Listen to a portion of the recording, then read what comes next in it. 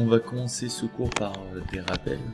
Donc ce qu'on a vu lors du dernier cours, donc on avait découvert le plancher océanique, on avait vu que le plancher océanique était constitué d'une dorsale avec un léger relief ici.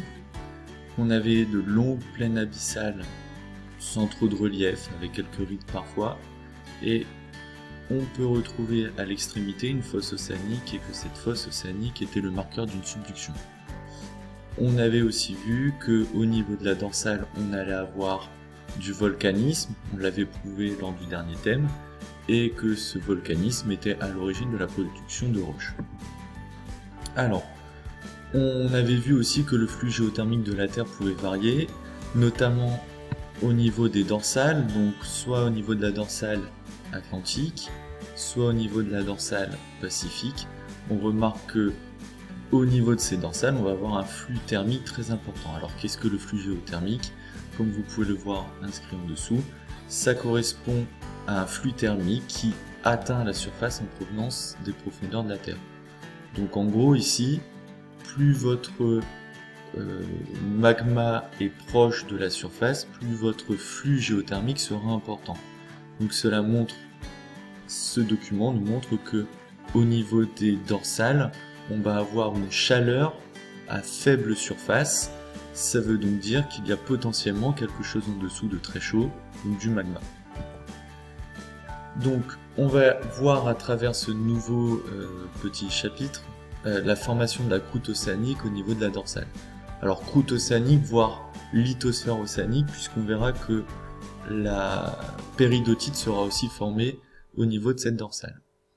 Alors, dans votre activité, je mets que, en préambule, que des roches sont créées en permanence au niveau de la dorsale, et au fur et à mesure de l'écartement du plancher océanique, ces roches créent du basalte et du gabbro, ça on le sait depuis quelque temps, mais on sait aussi qu'elles sont de même composition avec des structures différentes. On avait vu que le basalte était constitué de microcristaux, donc c'était une roche microlithique, alors que le gabbro est une roche grenue. Elles vont être écartées de part et d'autre de la dorsale jusqu'à être recyclées au niveau des fosses océaniques, où la lithosphère plonge dans la sténosphère. On avait vu ça, je vous avais modélisé le fait que la planète, la Terre n'allait pas gonfler à mesure que le plancher océanique se créait de part et d'autre de la dorsale. Donc ça voulait dire que à un moment donné, on allait avoir notre plancher qui allait plonger au niveau de la zone de subduction. Donc les problèmes ou les objectifs de ce cours, de cette activité en tout cas, on va essayer de répondre à la question d'où vient le magma et que l'on trouve au niveau de la dorsale, et comment expliquer que deux roches, le basalte et le gabbro, puissent venir du même magma. Donc je vous ai proposé dans cette activité de faire une expérience, donc on aurait dû faire ça en cours. C'est pour ça que je vous ai mis tout le matériel disponible. Vous auriez eu de la poudre de vanilline, donc c'est une petite poudre qui sent la vanille, donc on aurait eu une belle odeur dans la classe. Des bougies ou une plaque chauffante, des lames, des lamelles, une pince, des glaçons, un microscope polarisant, et je vous dis que la vanilline est un produit qui a la particularité de fondre très rapidement et de former en se refroidissant des cristaux visibles au microscope. Donc ici, quelle hypothèse pourrions-nous formuler, toujours dans l'objectif de répondre à notre question de départ?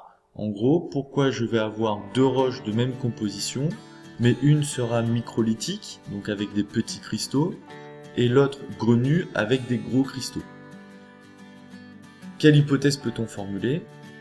Ici, l'hypothèse que j'attendais, c'est tout simplement, en fonction de la température de refroidissement du magma, soit je vais avoir des petits cristaux, comme le basalte, soit je vais avoir des gros cristaux, comme le gabbro.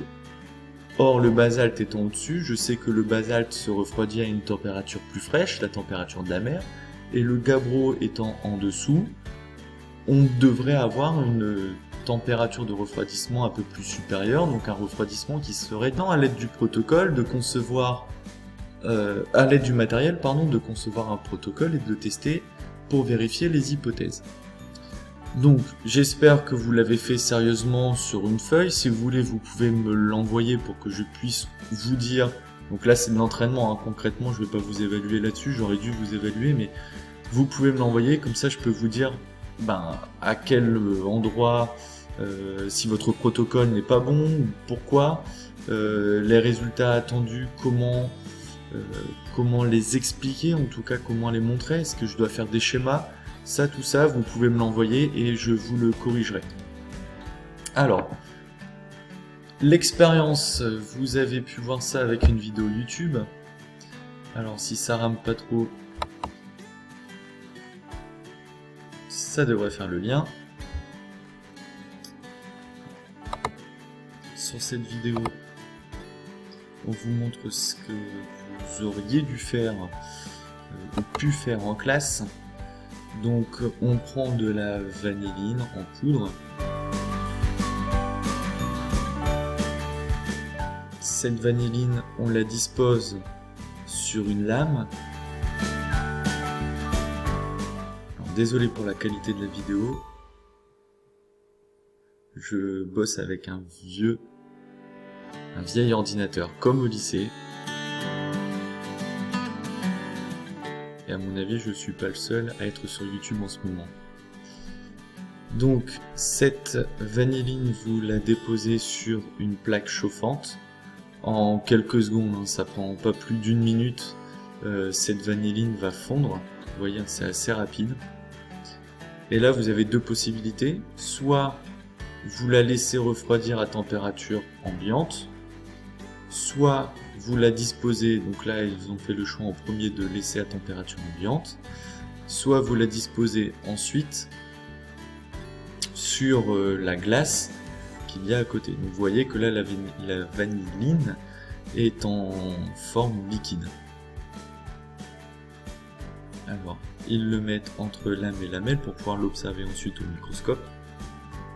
Alors à noter que ce TP là normalement se fait avec des gants et des lunettes puisque potentiellement cette vanilline peut être toxique. Voilà, donc là ils font un refroidissement rapide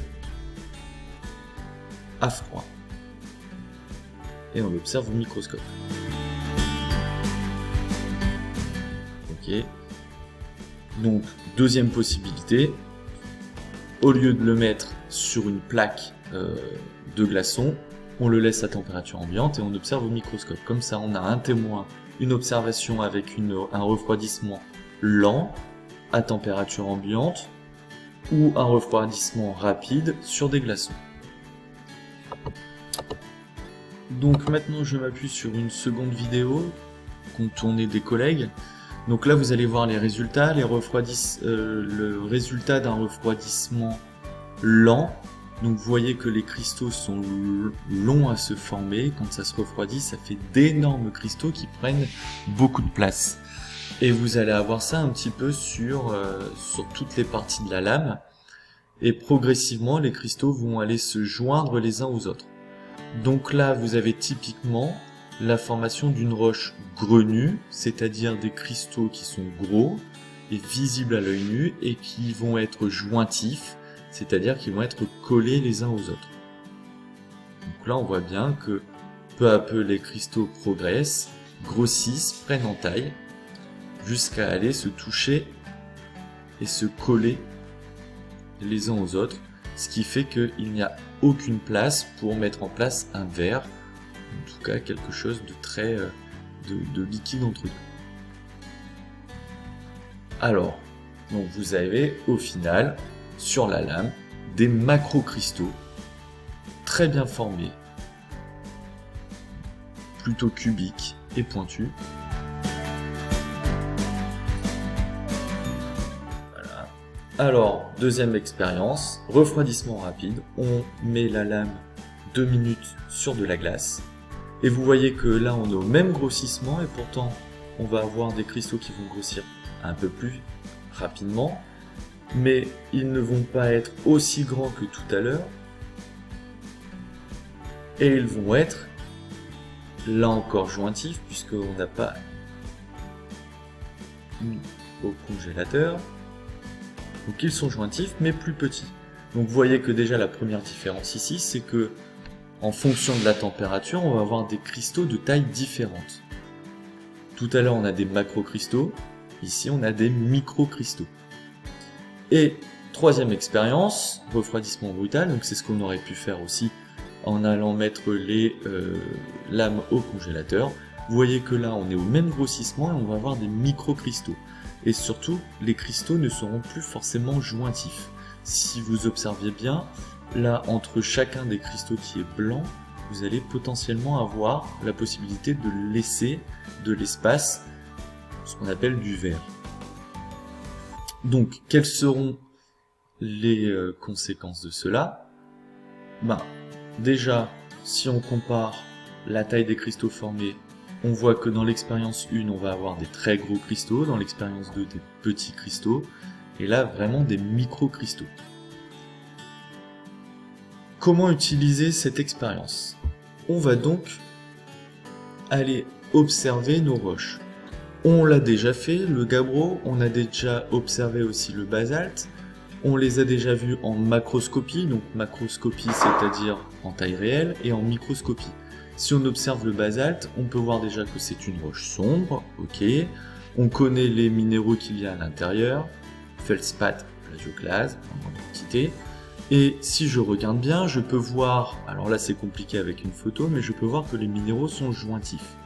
Effectivement, si vous regardez en microscopie, vous pouvez voir ici des cristaux, des minéraux plutôt de plagioclase, et ici plutôt des feldspath ou de la biotite.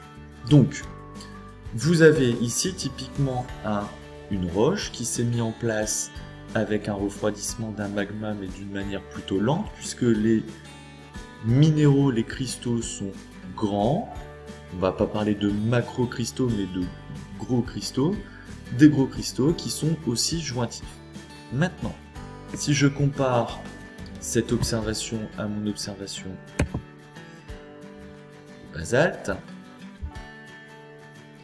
je vois que mes basaltes ici, si je fais une observation en macroscopie, on n'a pas la possibilité de voir des minéraux qui se joignent. On dit qu'on a une roche qui est microlithique. D'autant plus, si on regarde en microscopie, on peut voir qu'il y a quelques gros cristaux de temps en temps, et le reste, ce ne sont que des microcristaux noyés dans une pâte de verre. Donc si on s'appuie sur l'observation qu'on a fait juste avant, dans notre expérience avec la vanilline, on peut donc penser que le basalte a été refroidi à une température plus basse que le gabbro. Donc, maintenant qu'on a cette observation, on va continuer notre raisonnement et on va essayer de comprendre pourquoi il y a une production de magma au niveau de la dorsale et pourquoi je vais avoir une différenciation, pourquoi je vais avoir un refroidissement lent à un moment et un refroidissement rapide à un autre moment. Alors, je vous ai mis dans votre activité deux géothermes, le géotherme classique et le géotherme sous la dorsale. Et je vous avais demandé de superposer ces deux géothermes. Alors, qu'est-ce qu'un géotherme? Un géotherme, vous avez la définition juste au-dessus, ici, c'est l'évolution de la température en fonction de la profondeur. On parle de géotherme. En fait, on a un géotherme moyen, c'est le géotherme qu'on peut avoir sous n'importe quelle croûte, sous n'importe quelle lithosphère, normalement. On a une moyenne, et ce géotherme, si on peut suivre ici ma souris, on va plonger de manière suivante, sans jamais croiser ni le solidus ni le liquidus. Donc là, il y a deux notions à savoir. Vous avez un liquidus, un solidus. Le solidus, lorsque vous passez outre le solidus, vous n'allez rencontrer que des roches solides. Si vous passez le liquidus, vous n'allez rencontrer que des roches liquides. Entre deux, vous avez l'intermédiaire où vous aurez un pourcentage de roche qui est sous forme liquide, un pourcentage de roche qui est sous forme solide. Donc en gros, on retrouve un petit peu la notion de ductile comme on avait vu plusieurs fois lors des chapitres précédents.